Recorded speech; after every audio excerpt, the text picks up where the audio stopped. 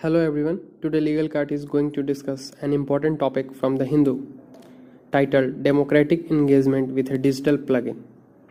Let's break down this content for your easy understanding.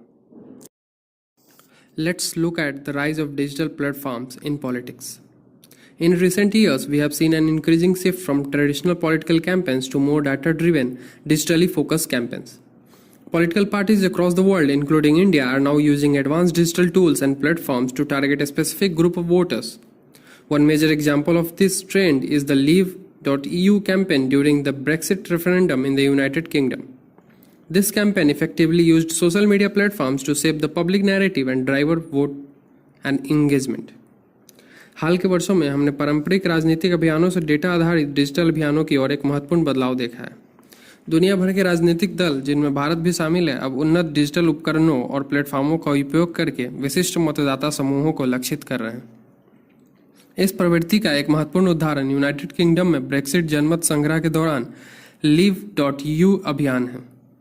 इस अभियान ने सोशल मीडिया प्लेटफॉर्मों का प्रभावी उपयोग करके सार्वजनिक धारणा को आकार दिया और मतदाताओं जुड़ाव को बढ़ावा दिया। Now that we have an understanding of the growing role of digital platform in politics, let's dive deeper into some key concepts that are driving these changes, such as micro-targeting and digital ad spending. अब जब हम अपने राजनीतिक में digital प्लेटफॉर्मों की बढ़ती भूमिका को समझ लिया है, तो आइए कुछ प्रमुख अवधारणाओं पर गहराई से नजर डालते हैं, जैसे कि माइक्रो लक्ष्यीकरण और डिजिटल विज्ञापन खर्च। Looking over the topic micro-targeting and digital ad spending. One of the most significant developments in digital political campaigns is micro-targeting. This refers to the use of detailed data such as demographics, online behavior, and interest to send tailored messages to individual voters or small groups of voters. This strategy allows political parties to engage with voters more personally and effectively, increasing their chances of influencing voting decisions. For example, in the article, it suggests the 2023 Karnataka Assembly poll elections, political parties like the BJP spent heavily on digital ads to target voters, with over 700 crores spent, accounting for over 52% of the party's ad budget. Digital राजनीतिक अभियानों में सबसे महत्वपूर्ण विकासों में से एक है micro लक्ष्यीकरण। इसका मतलब है कि जनसंख्याई ऑनलाइन व्यवहार और रुचियों जैसे विस्तृत डेटा का उपयोग करके व्यक्तिगत मतदाताओं या छोटे समूहों को लक्षित संदेश भेजना। यह रणनीति राजनीतिक दलों को मतदाताओं के साथ अधिक व्यक्तिगत और प्रभावी ढंग से जुड़ने की अनुमति देता है, जिससे उनके मतदान निर्णयों को बदला जा सकता है। उदाहरण के लिए 2023 के कर्नाटक विधानसभा चुनावों में भाजपा जैसे राजनीतिक दलों ने मतदाताओं को लक्षित करने के लिए डिजिटल विज्ञापनों पर भारी खर्च किया, जिसमें 700 करोड़ से अधिक खर्च किए गए, जो पार्टी के विज्ञापन बजट का 52% से अधिक है। While these digital strategies are innovative and effective, they also come with their own set of challenges. Let's take a look at the hurdles faced in regulating digital campaigns. हालांकि ये digital रणनीतियाँ नवाचारपूर्ण और प्रभावी हैं, लेकिन इनके साथ कई चुनौतियाँ भी आती हैं। आइए देखें कि डिजिटल अभियानों को नियंत्रित करने में किन बाधाओं का सामना करना पड़ता है। Despite the benefits of digital campaigns, there are significant challenges. One of the major concerns is the role of third-party platforms like Google and Meta.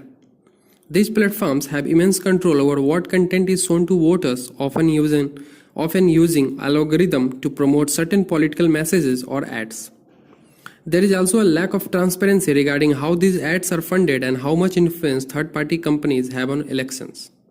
In some cases, misleading or inflammatory content is promoted, which can polarize voters and create misinformation.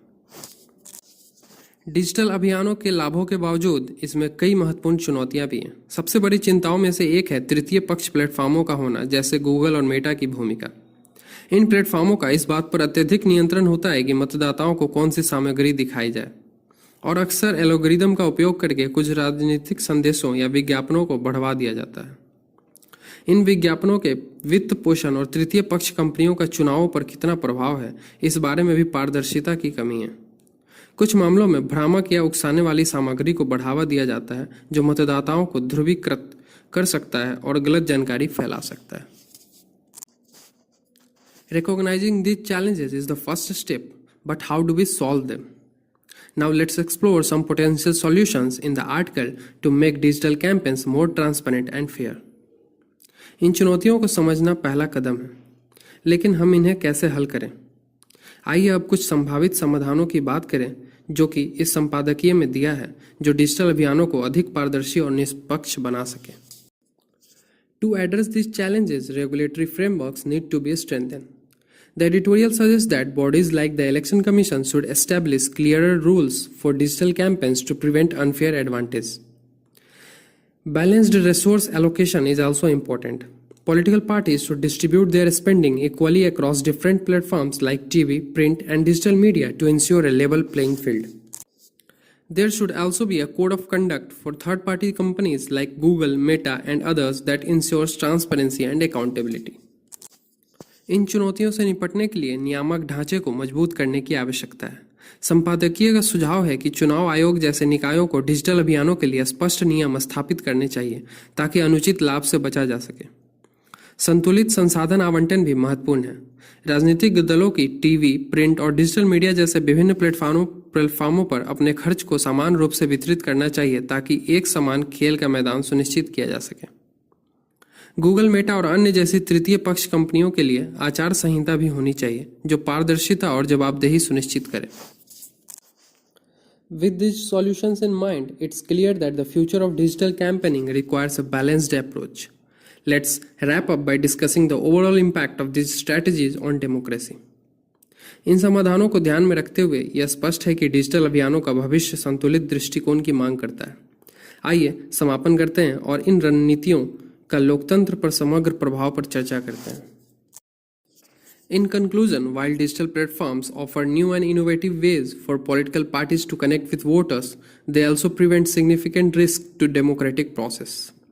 The need for regulation and transparency in digital campaigning cannot be overstated. By ensuring fair play, reducing misinformation, and holding platforms accountable, we can preserve the integrity of elections.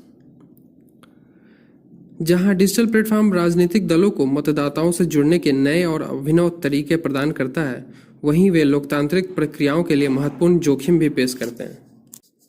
Digital अभियानों में नियमन और पारदर्शिता की आवश्यकता को कम करके नहीं आंका जा सकता। निष्पक्षता सुनिश्चित करके, गलत सूचना को कम करके और प्लेटफॉर्मों को जवाबदेह बनाकर हम चुनाव की अखंडता को बनाए रख सकते हैं।